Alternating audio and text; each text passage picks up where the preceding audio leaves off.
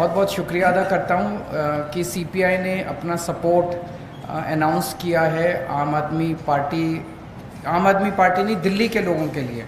दिल्ली के 2 करोड़ लोगों का ये जनतांत्रिक अधिकार है, दिल्ली के लोगों का ये हक है कि जिस सरकार को, आज हमारी सरकार है, कल किसी की भी सरकार हो सकती है, तो जिस सरकार को वो चुन के भेजें उस सरकार को काम करने की सारी शक्तियाँ होनी चाहिए, पावर होनी चाहिए। ये तो एक बेसिक जनतांत्रिक अधिकार है जिसको छीना गया है। तो आज सीपीआई ने अपनी सपोर्ट जनता के लिए, जनता के साथ दिल्ली के लोगों के लिए जाहिर की है। इसके लिए मैं आपका बहुत बहुत शुक्रिया अदा करता हूँ। दूसरा, इसको जितना मैं स्टडी कर रहा हूँ, मैं ये देख रहा हूँ कि ये अगर किसी को ये लगे कि ये दिल्ली हाफ स्टेट है इसलिए दिल्ली के लिए ऑर्डिनेंस आया है, ऐसा नहीं है। ये इस किस्म का ऑर्डिनेंस राजस्थान के लिए भी आ सकता है, for all the subjects in the concurrent list. ये पंजाब के लिए भी आ सकता है, हरियाणा के लिए भी आ सकता है, तमिलनाडु के लिए भी आ सकता है, केरला के लिए भी आ सकता है। कोई भी फुल स्टेट की सरकार ये ना समझे कि ये दिल्ली का मामला है। दिल्ली से तो इन्होंने शुरुआत की है, दिल्ली एक प्रयोग है। अगर दिल्ली के में इसको नहीं रोका गया तो कल जहां जहां नॉन बीजेपी सरकारें बनेंगी वहां वहां उन स्टेट्स के लिए ऐसा ऑर्डिनेंस आएगा। मुझसे लिखवा लीजिए आप। तो सबको मिलके, पूरे देश के 140 करोड़ लोगों को मिलके, सभी पार्टियों को मिलके इसका विरोध करना है। इसकी कुछ प्रोविजंस हैं जो अभी तक जनता के बीच में नहीं आई हैं। इन्होंने केवल सुप्रीम कोर्ट के आदेश को ही खारिज नहीं किया, इसमें 3 और ऐसी प्रोविजंस इन लोगों ने डाली है जिससे दिल्ली सरकार लगभग खत्म हो जाती है। इसके अंदर इन्होंने लिखा है कि अगर कोई मंत्री अपने सेक्रेटरी को कोई आदेश देगा तो सेक्रेटरी के पास ये पावर दे दी गई है, सेक्रेटरी डिसाइड करेगा कि मंत्री का आदेश लीगली ठीक है कि गलत है। अगर सेक्रेटरी को लगता है कि मंत्री का आदेश लीगली ठीक नहीं है तो सेक्रेटरी मंत्री का आदेश मानने से इनकार कर सकता है। ये दुनिया के अंदर पहली बार हो रहा है कि सेक्रेटरी को मंत्री का बॉस बना दिया। आपको 2 उदाहरण देता हूं, अभी पिछले हफ्ते हुए हैं दिल्ली सरकार में। विजिलेंस सेक्रेटरी को सौरभ भारद्वाज जी ने आदेश दिया वर्क एलोकेशन ऑर्डर की ऐसे ऐसे होगा। विजिलेंस सेक्रेटरी ने अपने आप को अब एक दिल्ली सरकार के अंदर इंडिपेंडेंट अथॉरिटी डिक्लेयर कर दिया है। वो कह रहा है कि इस ऑर्डिनेंस के आने के बाद मैं ना तो चुनी हुई सरकार के प्रति जवाबदेह हूं और एलजी के प्रति भी जवाबदेह, मैं उस अथॉरिटी जो बनाई है उसके थ्रू जवाबदेह हूं। तो डे टू डे फंक्शनिंग के लिए विजिलेंस सेक्रेटरी कह रहा है मेरा कोई बॉस नहीं है, now I am an independent authority. तो इस तरह एक और केस के अंदर एक जगह झुग्गियां टूटी। जो हमारा दिल्ली सरकार का वकील था उसने कोर्ट में बहुत कमजोर दलीलें दी।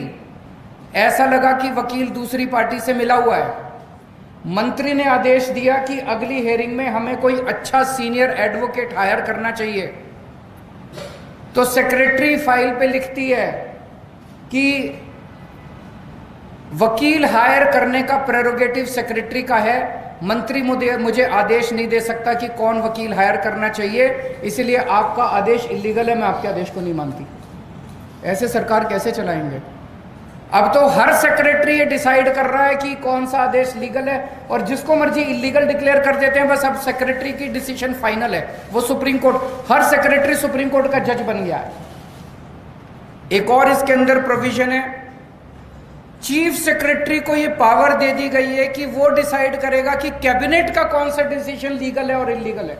कैबिनेट सुप्रीम होती है, जैसे देश की कैबिनेट सुप्रीम है, राज्य की कैबिनेट सुप्रीम होती है। अब इसके अंदर ये पावर दे दी गई है, चीफ सेक्रेटरी तय करेगा कि कैबिनेट ने अगर कोई निर्णय लिया तो चीफ सेक्रेटरी डिसाइड करेगा कि वो निर्णय लीगल है कि इलीगल है। अगर उसे लगता है कि इलीगल है तो वो एलजी को रेफर करेगा और एलजी को पावर दी गई है, वो किसी भी कैबिनेट के डिसीजन को पलट सकता है। आज तक भारत के इतिहास में, दुनिया के इतिहास में ऐसा कभी नहीं हुआ कि ब्यूरोक्रेसी को मंत्री के ऊपर सेक्रेटरी को बिठा दिया और कैबिनेट के ऊपर चीफ सेक्रेटरी को बिठा दिया। ये आज तक कभी नहीं हुआ।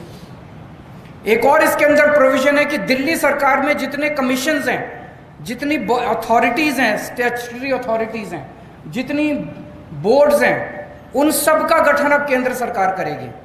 तो दिल्ली जल बोर्ड का गठन अब केंद्र सरकार करेगी, तो वही चलाएंगे फिर water sector. Delhi transport corporation का गठन अब केंद्र सरकार करेगी, तो वही चलाएंगे transport sector. Delhi electricity regulatory commission का जितने लगभग 50 से ज़्यादा कमीशंस और अलग अलग सेक्टर्स के, वो सारे अब केंद्र सरकार गठन करेगी। तो दिल्ली सरकार क्या करेगी? चुनाव क्यों कराते हो? तो ये बहुत ही खतरनाक अध्यादेश है। इसका जितना हम इसमें पढ़ रहे हैं, जितना इसके अंदर जा रहे हैं, उतना ये लग रहा है कि ये बहुत ही गलत नीयत के साथ बनाया गया है। भारतीय जनता पार्टी को दिल्ली की जनता ने कई बार हराया है, बार बार हराया है, और इतनी बुरी तरह से हराया है। एक बार 3 सीट दी 70 में से, एक बार 8 सीट दी 70 में से, उसके बाद एमसीडी के अंदर हराया। तो दिल्ली के चुनाव वो जीत नहीं सकते, तो बैकडोर के थ्रू वो दिल्ली को चलाना चाहते हैं। ये गलत है। जितनी भी पार्टियों ने सपोर्ट किया हमें, हम उन सब के शुक्रगुजार हैं। मुझे उम्मीद है कि सुप्रीम कोर्ट के अंदर भी हमें न्याय मिलेगा, और राज्यसभा के अंदर भी जब ये बिल आएगा तो इस बिल को हराया जाएगा। Thank you so much.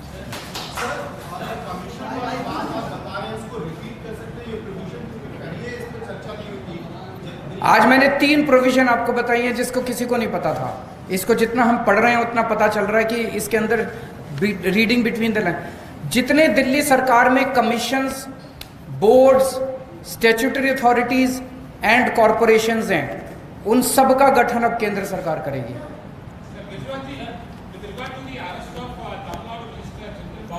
ये बहुत गलत है। भारतीय जनता पार्टी को अगर ये लगता है कि तमिलनाडु में डर फैला के, उनके मंत्रियों को गिरफ्तार करके, उनकी सरकार को इस तरह से उनके पीछे ईडी छोड़ के उनकी सीट आ जाएंगी, तो वो भूल जाएं तमिलनाडु में उनकी एक भी सीट नहीं आने वाली।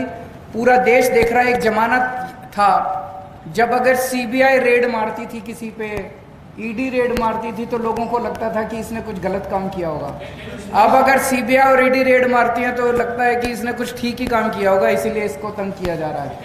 इसीलिए ये सीबीआई और ईडी का नाम बदल के बीजेपी सेना रख देना चाहिए। ये अब कोई इन्वेस्टिगेटिव एजेंसीज नहीं बची हैं।